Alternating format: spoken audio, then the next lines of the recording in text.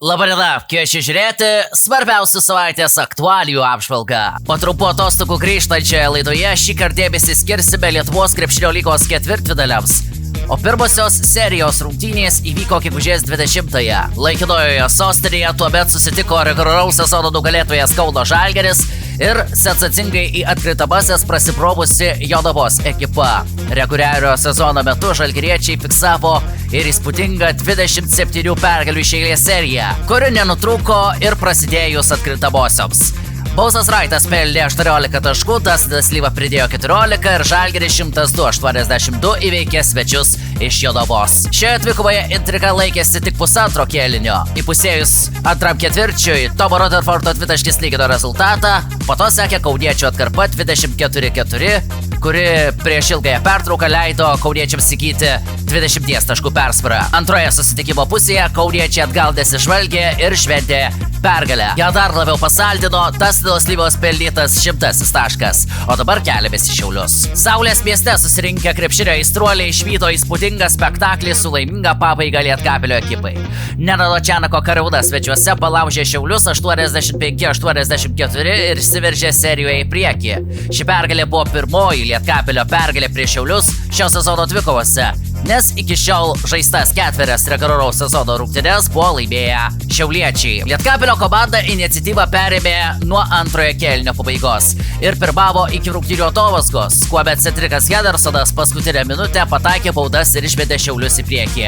Kitoje aikštės pusėje šaltakraujiškumą demonstravo 24 taškus pelnęs Džabalas Morisas, kurio antrasis šansas leido Lietkabeliui įsiveržti į priekį. Šiauliečiai per likusį laiką rezultatyvios atakos surengti neįstengė ir panevėžiečiai triumfavo. Be Moriso rezultatyvumu įsiskyrė 22 taškus pelnęs Kristianas Kiulimaja, o Šiaulių ekipos neišgelbėjo Cedrikas Hendersonas pelnęs 19 taškų. Taigi Lietkabelis jau pirmuoju bandymu atėmė iš Šiaulių namų aikštės pranašumą ir gegužės 22-ąją siekė antrosios pergalės bei bilieto į pusfinalį. Į tas rungtynes persikelsime šiek tiek vėliau, o dabar keliaukime į Uteną. Likus kiek daugiau nei 3 valandoms iki šio susitikimo pradžios Utenos apskrityje buvo paskelbtas oro pavojaus signalas raudona. Vėliau grėsmė buvo pakeista į geltoną, o dar vėliau į baltą, todėl rungtynės prasidėjo numatytų laiku. Jas Utenos arenoje stebėjo ir buvęs Ryto komandos žaidėjas Jonas Valančiūnas, o jo akivaizdoje sostinės komanda patyrė skausmingą pralaimėjimą 84-92 ir taip Juventus atsidūrė per žingsnį nuo pusfinalio. Nugalėtojų gretose Maksimas Liuvisas pelnė 19, Paulius Valinskas ir Lukas Uleckas pridėjo po 15. Ryto komandoje 16 taškų pelnė Artūras Gudaitis, o 15 Augustas Marčiulionis. Vilniečiams šioje dvikovoje nepadėjo Simonas Lukošius, Džerikas Gardingas ir Jordanas Carolinas. Ketvirtajame kėlinyje Juventus dar kontroliavo situaciją aikštėje ir po taiklių metimų padidino savo persvarą iki dviženklės ribos. Vėliau vilniečiai lygino rezultatą, tačiau pabaigą sėkmingiau sužaidė Utenos krepšininkai, o Vilniaus ekipa per lemiamas minutes prametė net 6 baudos metimus. Įprastai ketvirtfinalių serijos prasideda namų aikštės pranašumą turinčios komandos aikštelėje. Tačiau Lietuvos krepšinio lyga šį kartą ėmėsi pakeisti tvarką. Dėl Utenos arenos užimtumo pirmosios serijos rungtynės vyko būtent šioje arenoje, o antrosiams rungtynėms serija persikėlė į Active Vilnius areną. Dabar keliaukime į pajūrį. Švyturio arenoje Klaipėdos Neptūnas žengė pirmąjį žingsnį link pusfinalio ir 173 sutriuškino Gargždus. Nuostabų mačą prieš gimtojo miesto klubą sužaidė Donatas Starolis. Klaipėdiečių puolėjas pelnė 17 taškų, atkovojo 7 kamuolius ir surinko 29 naudingumo balus. Didžiulės pagalbos jis sulaukė iš latvių tandemo. Rikas Lomaš pelnė 17 taškų ir atkovojo 4 kamuolius, Karlis Šilins pridėjo 15 ir 5 atkovotus kamuolius. Jailonas Pipkinsas neišgelbėjo Gargždų. Jo greityje 20 taškų, Justinas Turneris pridėjo 15. Šeimininkai vargo pirmosiose serijos rungtynėse turėjo tik pirmoje dvikovos pusėje. Po pirmo kėlinio svečiai pirmavo 25-22, antroje kėlinio viduryje 42-36. Tuo metu Uostamiesčio krepšininkai perėmė iniciatyvą spurtuodami 18-1, o šį spurtą vainikavo Aurimo Majausko tritaškis su Sirena. Antroje pusėje Neptūnas toliau didino pranašumą, o dvikovą vainikavo Zeino Vortermano tritaškis, kuris buvo 100-asis klaipėdiečių taškas.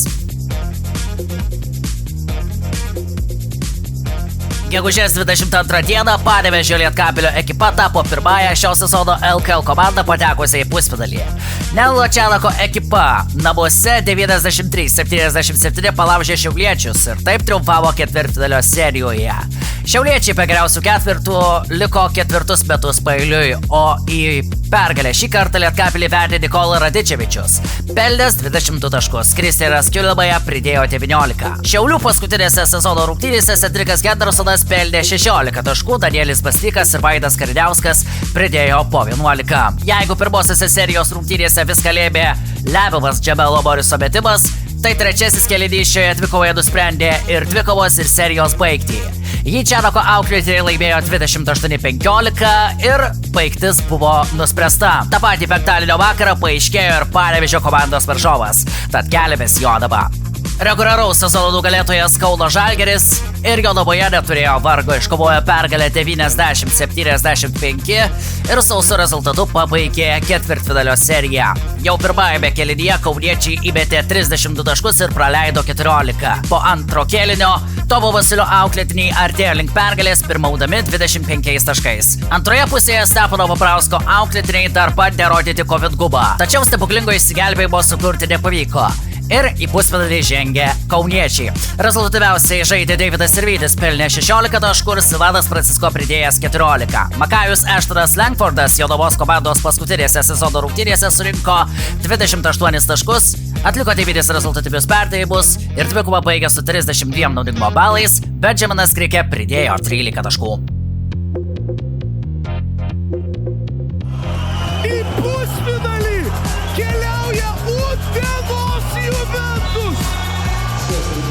2026 gegužės 23 užfiksuota didžiausia visų laikų sensacija Lietuvos krepšinio lygoje. Utenos Juventus patiesė Vilniaus Rytą rezultatu 101-95, sausai laimėjo ketvirtfinalį bei žengė į pusfinalį.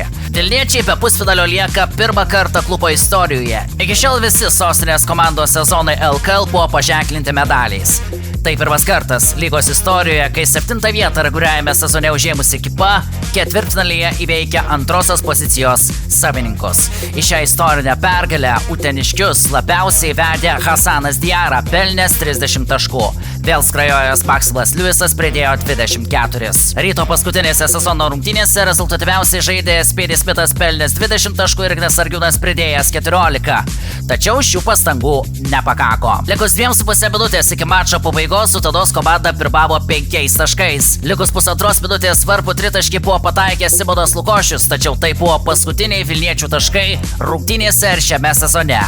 Vėliau Hasanas Diara pataikė 2 taškį ir 1 baudą pataikė ir Paulius Valinskas.